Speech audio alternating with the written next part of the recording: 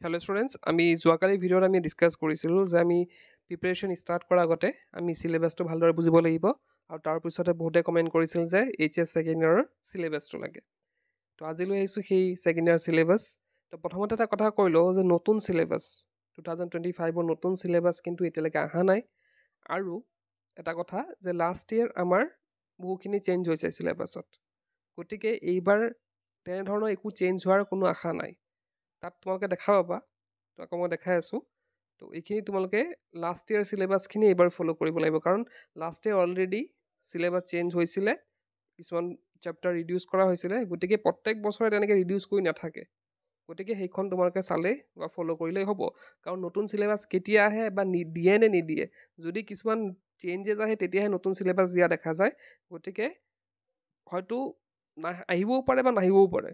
যদি একো চেঞ্জেছ নাহে তেতিয়াহ'লে এইখন চিলেবাছে তোমালোকৰ থাকিব, আৰু সেই নতুন চিলেবাছ আহিব, পঢ়া ষ্টাৰ্ট কৰিম, সেইটোলৈতো বহি থাকিলে নহ'ব। তো গতিকে আমি এইখিনি চিলেবাছ আমি চাব লাগিব। তো যি কি নহওক এতিয়া আমি চাম। তো তোমালোকে চিলেবাছসমূহ এনেধৰণে দেখা পাবা। প্ৰথম থাকিব ইংলিছ, তাৰপিছত তোমালোকৰ এইখিনি ML যি ছাবজেক্ট আছে বা অল্টাৰনেটিভ ইংলিছ এইখিনি থাকিব। তো ইয়াতে তোমালোকৰ দেখিছা ছায়েন্সৰ ওপৰত কি থাকিব, ইংলিছ, ML ছাবজেক্টখিনি আৰু অল্টিখিনি থাকিব। তো নেক্সট থাকিব আমাৰ ছায়েন্স ছিষ্টেমৰ চিলেবাছ, সেইখিনি তোমালোকে দেখিছাই, ছায়েন্স ছিষ্টেমৰ যিমান ছাবজেক্ট আছে গোটেইখিনি চিলেবাছ ইয়াত তোমালোকে পাই যাব। তো আৰ্টছৰ চিলেবাছো তোমালোকে দেখিছা, তো আৰ্টছৰ গোটেইকেইটা ছাবজেক্টৰ চিলেবাছ আছে। নেক্সট যদি আমি কমাৰ্চৰ চাওঁ, তো কমাৰ্চৰো এইখিনি গোটেইখিনি আছে। এতিয়া মই চিলেবাছখন কি দিয়াৰ পাবা সেইখিনি ডিছকাছ কৰাৰ আগতে চিলেবাছখন কি কি চাবলগীয়া বস্তু আছে সেইখিনি প্ৰথমতে মই কৈ লৈছোঁ, তাৰপিছত তোমালোকক একে সহজ উপায়েৰে কিদৰে চিলেবাছখন চাব পাৰি সেইখিনিও ক'ম। তো ইয়াতে তোমালোকে দেখিছা প্ৰথমটো পাবা তোমালোকে ইংলিছ। তো ইংলিছটো মই ক্লিক কৰাৰ পিছত চাম কি আহে। তো তোমালোকে দেখিবা ইংলিছৰ গোটেই চিলেবাছখন ওলাই পৰিব এনেধৰণে। তো ইয়াতে চোৱা, ইয়াতে ৰিডিং স্কিলত কি আহিব, 10 মাৰ্কছ আহিব। এডভান্স ৰাইটিং স্কিলত কি আহিব, 25 আহিব। গ্ৰামাৰত 20 আহিব। তো এনেকৈ গোটেইখিনি এলাবৰেট কৰা হৈ আছে ক'ত কিমান মাৰ্কছ আহিব। আৰু চাওঁ, তো ইয়াতে তোমালোকৰ গোটেইখিনি পাৰ্টকৈ কিমান নম্বৰ ক'ত আহিব দিছে।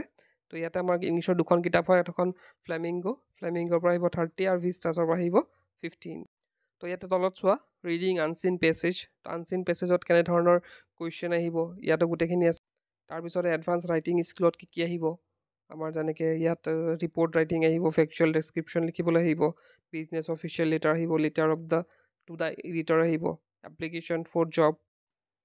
তো ইংলিছৰ দৰে বেলেগ বেলেগ ছাবজেক্টৰো চিলেবাছ তোমালোকে পাই যাবা, গোটেইখিনি এলাবৰেট কৰা আছে, কোনটো চেপ্টাৰৰ পৰা কিমান আহিব, কোনটো ছাবজেক্টৰ পৰা কি কি আহিব নাহিব, গোটেইখিনি ইয়াত দিয়া হৈ আছে। কি কি ৰিডিউচ হৈছে সেইখিনিও দিয়া হৈ আছে। তো এইখিনি তোমালোকে এতিয়া কথাটো হ'ল যে চিলেবাছখন পাবা ক'ত। তো চিলেবাছখন মই ডেছক্ৰিপশ্যনত লিংকটো দি দিম, তাত যদি তোমালোকে ক্লিক কৰা, তাত ক্লিক কৰাৰ লগে লগে তোমালোকে তাত পাই যাবা, যোনটো মই পেজ দেখাইছিলোঁ প্ৰথমতে HS ছেকেণ্ড ইয়েৰ চিলেবাছ বুলি, তাত তোমালোকক লৈ যাব। আৰু তাতে তোমালোকে গোটেইখিনি ছাবজেক্ট ৱাইজ পাই যাবা, তাত ক্লিক কৰিলে হ'ল, লগে লগে PDF আকাৰে ডাউনলোড হৈ যাব। তো তেনেদৰে তোমালোকে চিলেবাছখন ডাউনলোড কৰি তোমালোকে নিজৰ প্ৰিপেৰেশ্যন আগবঢ়াই লৈ যাব পাৰা। আৰু মই কালি কৈছিলোঁ যে চিলেবাছখন খুবেই ইম্পৰ্টেণ্ট হয় আমাৰ এক্সাম প্ৰিপেৰেশ্যনৰ কাৰণে। তো প্ৰথমতে চিলেবাছখন বুজি লোৱা, তাৰপিছত তোমালোকে পঢ়া ষ্টাৰ্ট কৰা, তেতিয়া তোমালোকৰ ষ্ট্ৰেটেজি এটা বনাবলৈ ভাল হ'ব আৰু এটা প্ৰিপেৰেশ্যন ভাল হ'ব। তো এইখিনি আছিল আজিৰ ভিডিঅ'টোত। আজিৰ ভিডিঅ'তে শেষ কৰিলোঁ। কিপ ৱাচিং।